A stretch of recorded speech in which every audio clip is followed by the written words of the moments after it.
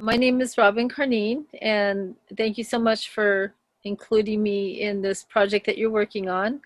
And I am sitting on the Swinomish Indian Reservation in Lacona, Washington, which is my tribal affiliation. I'm an enrolled tribal member, and I've been here about 16 years. I was originally from Northern California, which is where my Swinomish grandmother um, relocated to under a government program that was supposed to make her life better, and it did not. Unfortunately, she ended up in San Francisco, and she died about a year before I was born. And we've been looking for our tribe ever since. And all my mom knew, what my grandma Margie Williams told her, is all she can remember is it had Ish in the name of the tribe. So we had no idea there were 29 tribes up here in Washington State. All I ever heard about was Skokomish. That was the only one that I really knew about, and as far as like being exposed to it in school, we never studied, the tribes up this way. So through radio, the magic of radio, and my path of being a journalist and a radio show host and producer, I found my way home. And it was mainly because of Ray Freiberg, who I interviewed from Tulalip. And I was interested in him because we were just friends on the internet. It was through, there was a program called ICQ. It was kind of like Facebook, so there was like thousands of chat rooms that you could join up and, talk and socialize with each other. And a roommate of mine at the time in Northern California, he introduced me to being on a computer. I thought I'd never touched one in my life. I was a big outdoor park ranger kind of person. I thought, oh, I don't need that stuff. Anyway, my roommate Randy introduced me to the internet and ICQ, and I just randomly picked a room, and Ray Freiberg happened to be the host of it. So for 5 years, we were friends, and he told me they were going overseas to dance with their dance group, a beautiful dance group that they have. And so I interviewed him about that, and we just stayed friends. And then my mom ended up moving from Oregon to live with me and my boys at one point, and she was trying to get on disability, and so you have to have all this paperwork. And she happened to have Margie's birth certificate that I had never seen before. And I looked at it and I'm like, Lacona, Washington. I'm going to ask Ray how far that is from his reservation. Maybe there's a clue there, because my mom had been doing genealogy as well. So I got a hold of Ray right away, and he said, well, cousin, he said, there's a reservation there called Swinomish, and I'm going to make some phone calls. So he called the enrollment officer, who was Lona Wilbur at the time. And next thing you know, our phone was ringing off the hook. We had Lona calling, we had cousins calling, and they'd been looking for my mom and, her brother. She had a brother that was, that's another story, but the tribe had been looking for Margie and her children, and they didn't know that Margie had passed away. So they were really glad to get that information, kind of closure for them. But then they opened the door for us to come up and become enrolled. So I was at a point in my life that I wanted to actually move to Alaska at that point. There was a radio station out of Anchorage that I was really interested in. But when this door opened, I thought all I've ever wanted to do was know my tribe, know my people, know my culture, and all the things I'm doing here in California, I can carry those up and help my own tribe, as far as, talking about Native Americans and our rights and the environment and all of those things. So I ended up moving up here 16 years ago and doing radio at the college, at KSVR College, for about 4 years. And then I got into online radio for different reasons. I ended up doing online radio as well. I was doing both at the time. So that's my short story of a very long story, but a very wonderful story about getting to come home. And, here I'm wearing a cedar headband, that I made. And never did I realize that this would be a dream that came true for me and my mom. My brother's enrolled, my brother Scott's enrolled. My children are descendants, my two boys, and my baby sister and my other sister are also, descendants. And if they ever move up this way, then we're hoping that they can get enrolled as well. We're very active in our culture. We're bringing back our language. We even have a little college here, Northwest Indian College, a very good gardening program, which really took off like crazy during the pandemic. So everybody really got into gardening. And I'm thinking about getting back into radio. I had to take a little bit of a break because of some health issues, but I'm getting well and I'm fired up. I listened to an old radio show that I did about climate change and global warming, and that's why you and I are talking today specifically about that topic, because that was 12 years ago that I did that show. And I really want to, come back into that circle, into that talking circle again, because now we have so many bad fallout, from global warming. And I really wish that people, you know, could have got on board faster. It's like, my gosh, 12 years went by like a flash. And now not only are we suffering really bad flooding, worse than normal, we're also suffering all these bad fires that we're having Colorado, Oregon, Northern California, Washington State. And that can, I'm telling you, goes directly back to climate change and global warming. So we're in real big trouble. And I'm really hoping that the people that you're talking to, I like the ideas. I like the action that they're taking, to especially up north, where the icebergs are melting so fast, faster than anybody even counted on. Like I used to listen to other radio shows and they're like, oh, not in our lifetime, we're talking in another generation. Now it's like, nope, it's here. In our lifetime, this is happening. So that surprises you then that you had done this work in 2012 and flash forward, here we are today. And I mean, what would you say? Not much has happened, or world leaders didn't get off the ball properly? I mean, what do you think happened? I just think there was a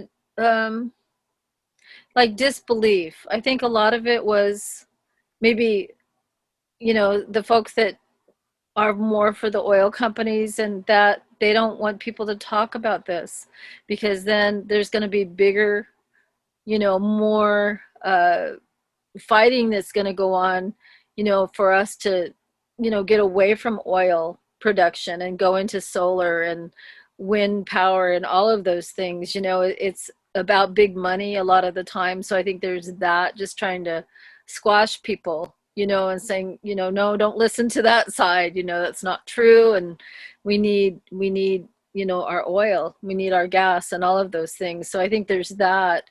But now those same people, it's like it's in their face what's happening. We have to talk about it. It is scientific, what's going on here. And I just think there's a lot of reasons that, people weren't paying attention. Like that 12 years went by so fast. I was listening to that interview, just thinking of where I was in my life. And, it just went by so fast. And during that time period, we weren't having those really bad wildfires in California. I think a lot of it is like, oh, this isn't going to happen to me.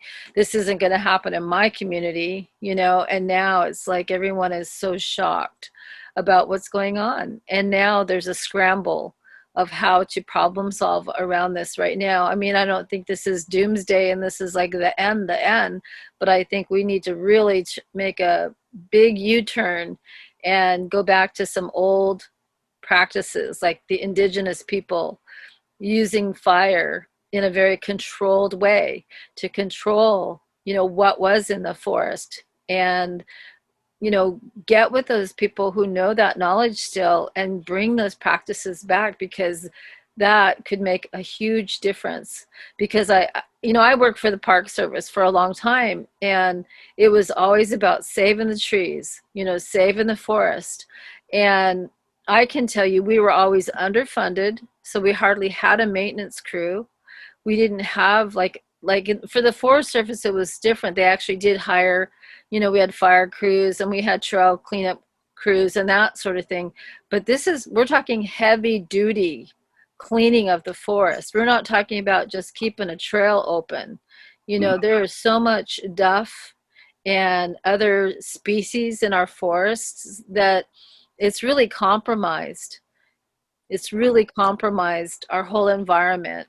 And then, you know, a lot of people have some of these forested areas like right up against their private property.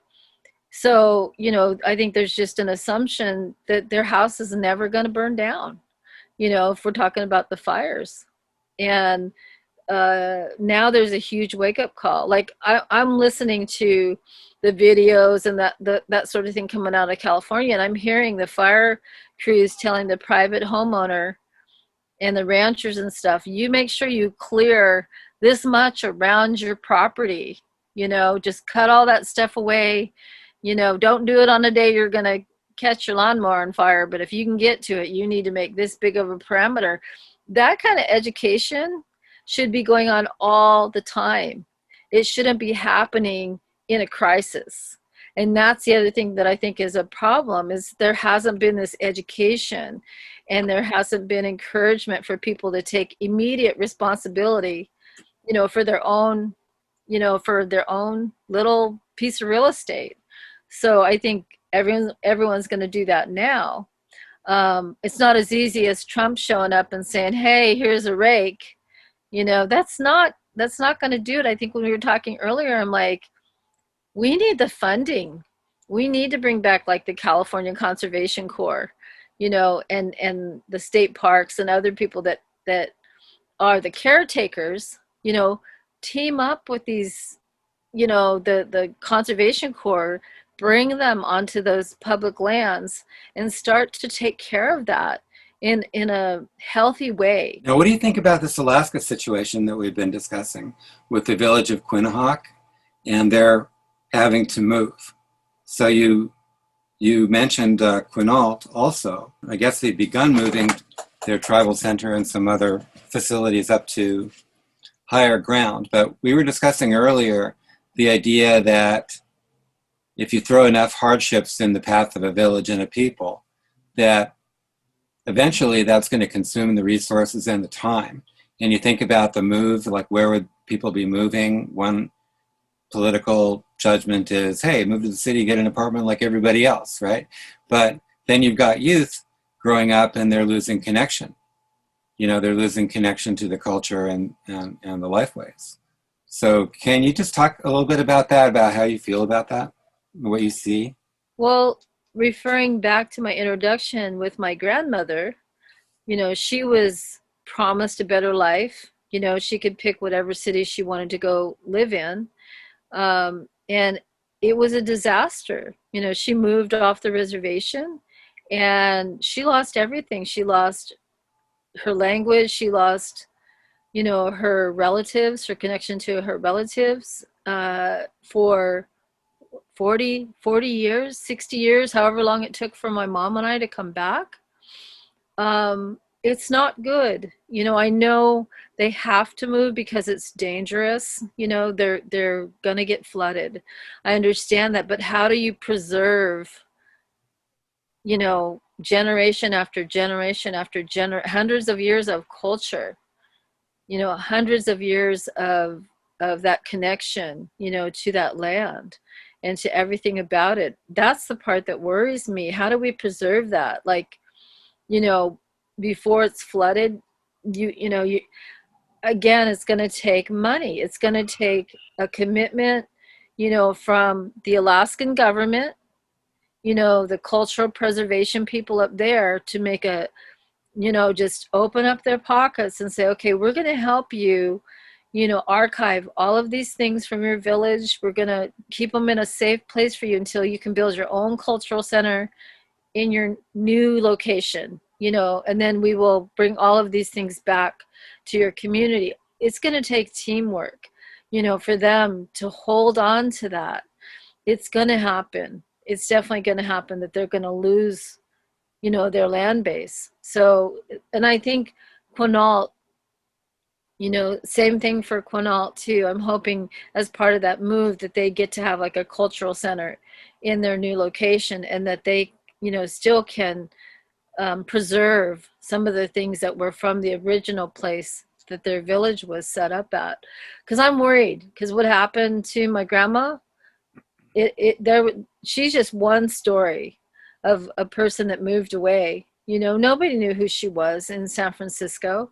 Like, even growing up, like, I was always looking around for somebody who looked like me. People are always asking me if I was Japanese or Mexican or, whatever. And I could never really answer them. I could just say I was Native American, but I don't know what tribe I belonged to. And they were talking about, like, some people get dropped off of uh, base roles after so many times. Like, we were so lucky that we showed up when we did, because we may never have known that we were Swinomish. But I can tell you, in my DNA, since I've come home, I know how to weave cedar. I know how to paddle a canoe.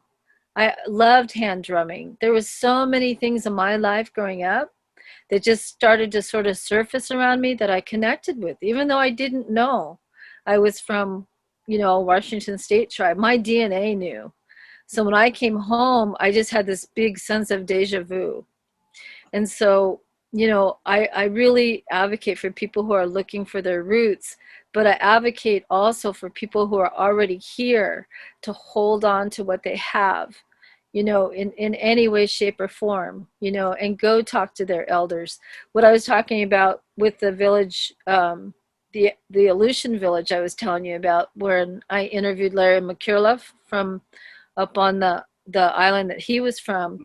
He was saying that the younger people were leaving because they were having to go further and further away to get sustenance, to hunt the seals. And because it was just taking so long, that a lot of the young people just gave up and did move to, like, Anchorage, and did move to the cities, to try to make a living, to help the people back in their village. And so that disconnect just is happening. Then the elders are passing away, and all of those teachings are just going to disappear. And that's the part that makes me sad. And so a piece of this is the global warming and the climate change. If that wasn't going on as fast as it was, I know nature is nature, but as fast as it's happening, I just hope that we have time, to preserve some of these things before they disappear. And I'm really interested in the way that the intervention is happening and the remedies are happening. We just got a new, well, it used to belong to Swinomish, but we have it back now. There's a golf course, that we own now, and on the edge of the golf course is a place where they're going to reintroduce, I think it's clams. There was a saying that I learned on Canoe Journey, because as we travel along the journey, we stop at the different sites, the reservations and villages and such, and they feed us. And so one of the sayings was, as when the tide goes out, the table is set. And I just thought that was so beautiful. And the thing that I worry about with the people who are having to move is, I don't want them to lose that sustenance, that traditional food base that they have, because we have such a high rate of diabetes. If we can eat like our ancestors ate, then our health problems will get less and less. We have a lot of people that have diabetes and some other nutrition related health issues. So it's really important that we keep that tie, to the places that we traditionally harvest and the foods that we traditionally harvest. So that's what I worry about with the villages losing that access and the availability of what has been traditional for them for generations. So this is where it gets connected. Because if you were sitting, in a government office somewhere and you looked at this, let's say, problem, you have a problem in Quinnahock, some regulation crosses your desk. Um, Is that an environmental problem or a human rights problem? It's both. And I say that because as far as human rights, there's treaty rights, as well. Those are hand in hand. So as native human beings on the planet, it's it's sad really that we have to have an agreement drawn up with the government that invaded us, that we have a certain right to go hunt and fish. And so, yeah, it becomes a human right, and the environmental part of it, I guess it depends on which side of the fence you're on, and what the intention is. So if you're the government and there's something, in this area that you want, oil, for example, um, I don't know how hard certain factors in our government would work, to protect the indigenous people. Because if the indigenous people go away, well, then the real estate and the resources are now more readily available to our government. So, it sounds like conspiracy, but sometimes I wonder at the dragging of the feet that we've had. Like I said, it's been 12 years since I had this conversation, with the people from Alaska that I did. We've had both Republican and Democrats, running the show within this time period. So, I'm not sure how to answer that question. I think it depends on you know who has more power and leverage. I mean, indigenous people, we don't have a lot of money. So if there's a corporate interest in the same area, we lose out most of the time. And sometimes we sell out as indigenous people because we don't have a lot of money and we're hungry and we need things just like other people in the world. So there's like division that happens even within indigenous communities. So that's a tough question, Robert, you know? Well, here's another way to look at it. Um, when we were talking with the Greenbelt Society about the environment of the Elwha, the point was made that the environment of the Elwha is the environment of the Elwha because of the people of the Elwha. My film, Unconquering the Last Frontier, about the removal of dams from Washington's Elwha River, coalesced communities in support of salmon recovery.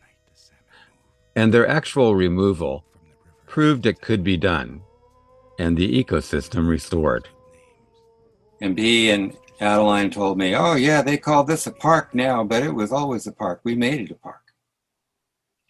So the Western world, and the United States government has this idea, and a lot of people here in this country have this idea, and it's even in the Park Service Charter that they have to restore that land to pre-European contact state, right? So no one is telling the average person that this is a highly manicured, highly functional environment used by large communities of people, for food and social and spiritual and everything.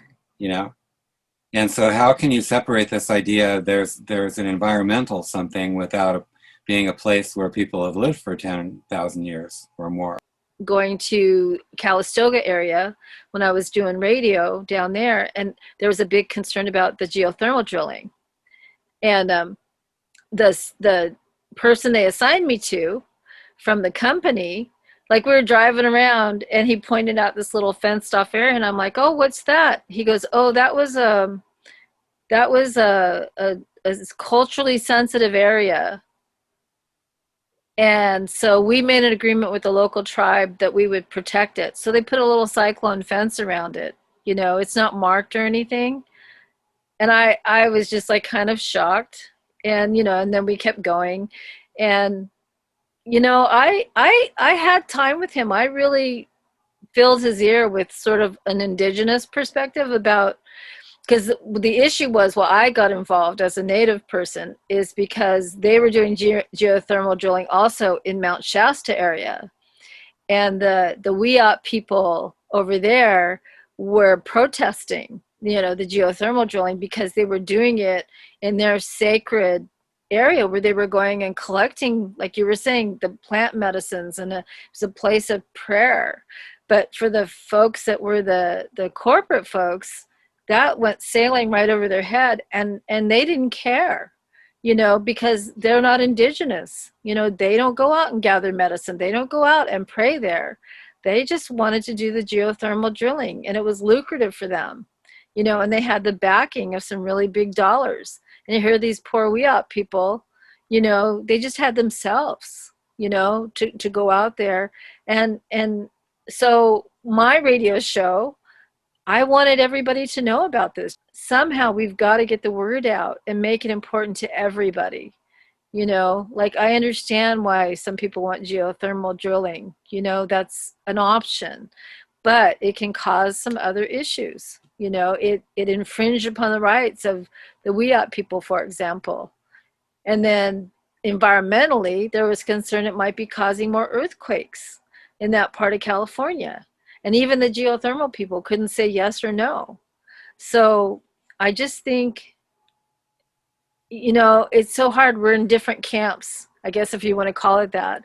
And it's just like trying to bring everybody together and hear each other out, which is why I do radio. I let every side talk when there's an issue, so that people can make informed decisions about what they want to believe in and what they want to, respond to as far as a call to action. So we need to just keep getting the information out here somehow through your filmmaking, radio, whatever it takes. We need to get that out. We need to get that out to Washington, D.C., to all those policymakers as well, because that's when all the money starts to flow the right direction. Yeah. But in the meantime, we're all worried, if the tide goes out, you know, will our way of eating, will we still have access to that? Will it even still be there, for us to utilize? Well, that's like the situation on the Elwha when they built the dam and they thought it was a really great idea, Thomas Aldwell and the Chicago investors and everything. And they never thought that that would cut off the food supply for, a few hundred people, probably.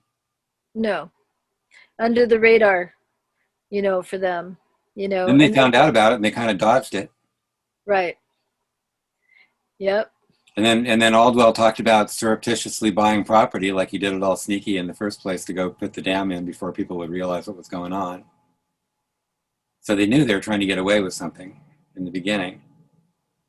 And all the history that was lost too, like that happened in California as well, when they put up those dams and flooded all those areas, all those archaeological sites, all of that knowledge underwater.